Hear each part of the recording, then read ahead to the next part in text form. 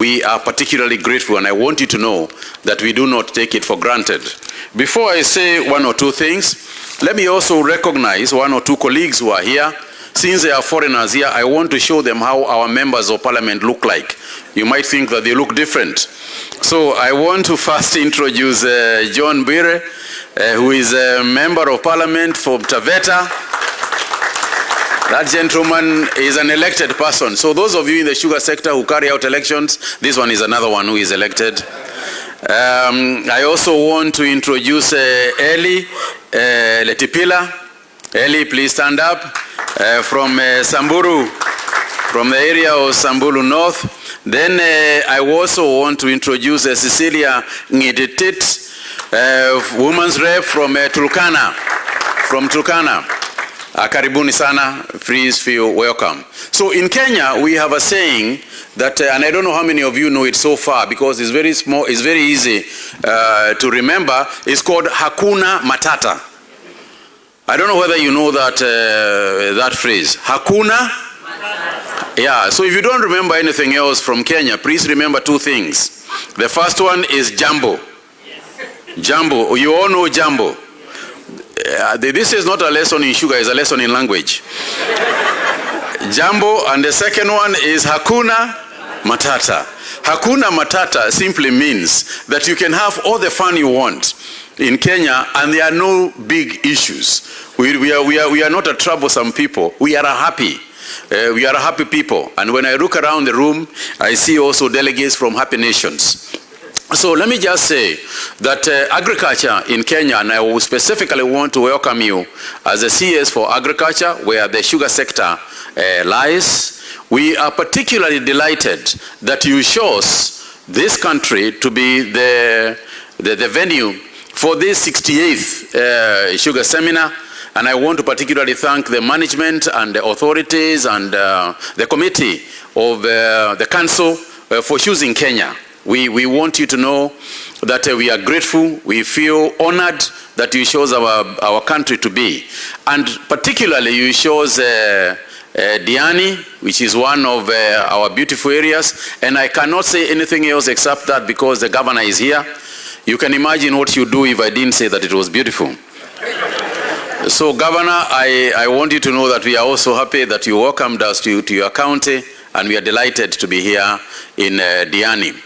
I think I need not repeat what has been mentioned here about the importance of the sugar sector in our nation and the 6 million people whose livelihoods depend directly on the sugar sector. But I also want to say that the cooperation between the county governments and the national government, which is a structure of management of agriculture in Kenya, has been particularly fruitful in the last 2 years or so.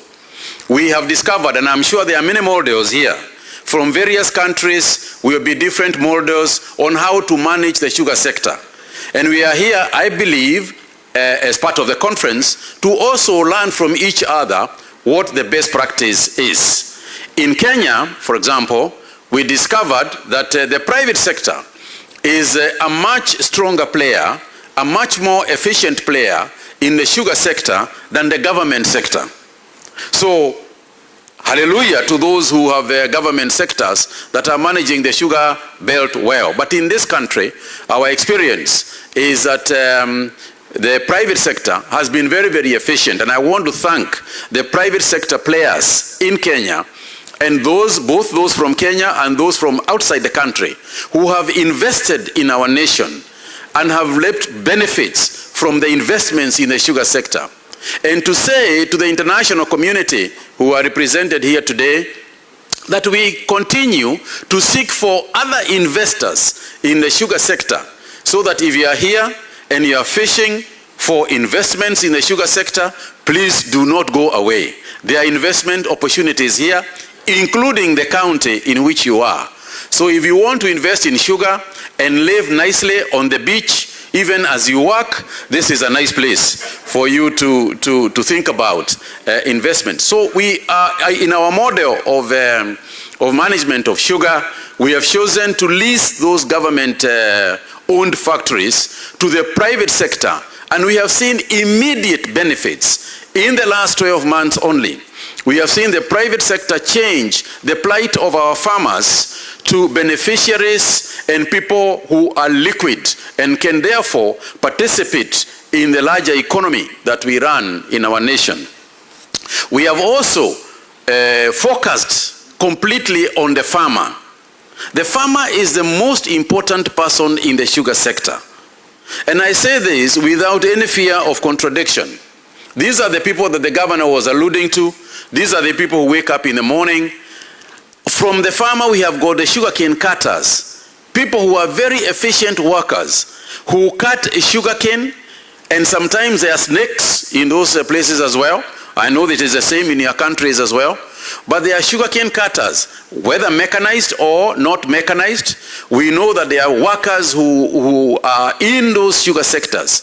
But there is a tendency for us globally, as a global community, to focus so much on the sweetness of sugar, on the trade of sugar, on how sugar, the commodity of sugar, that we forget that without those people, if we do not, as a global community, if we do not address the plight of the farmer, the plight of the sugarcane cutters and other sugarcane workers, if we do not focus and think about those people, then our industry can be threatened, not from outside, but from within. I think the second factor that I want to highlight, Your Excellency, has to do with the byproducts of sugar. And to say that in our nation, and this is something we want to learn from the best in the industry, in our nation, the sugar sector is focused purely on table sugar, so to speak. But there are many, many byproducts, and especially as we face the Middle East and hear of now a very famous place called the Strait of Hormuz, we now begin to think about ethanol very seriously, and the place that ethanol can play in terms of fueling the economies and the industries that we run, and the motor sector. So for us, we would like to invite those of you who are here to work with us in co-generation, in ethanol production, so that even as we think about the table, we also think about other activities. And I'm aware that in some countries represented here, sugar is a byproduct of the activities that happen in the sugar sector. This is information that hopefully we will share. In the next 2 days, in the next 3 days that we are here, let us share this information together. Because when everybody is efficient in the world of sugar, when everybody is doing the best that they can, then the world is that better off than it is when some are inefficient and some are efficient. So, Your Excellency, distinguished guests who are here today, I think today is the day for His Excellency to tell us and to tell you what he would like to do. On my part, what I would like to do as a final gesture to you is to simply say to you that you are most welcome. I hope that before you leave this country, you will not just have spoken about sugar.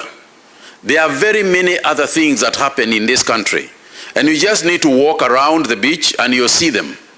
You just need to visit in the evenings and you see the nightlife that we can offer you, even for good Christians.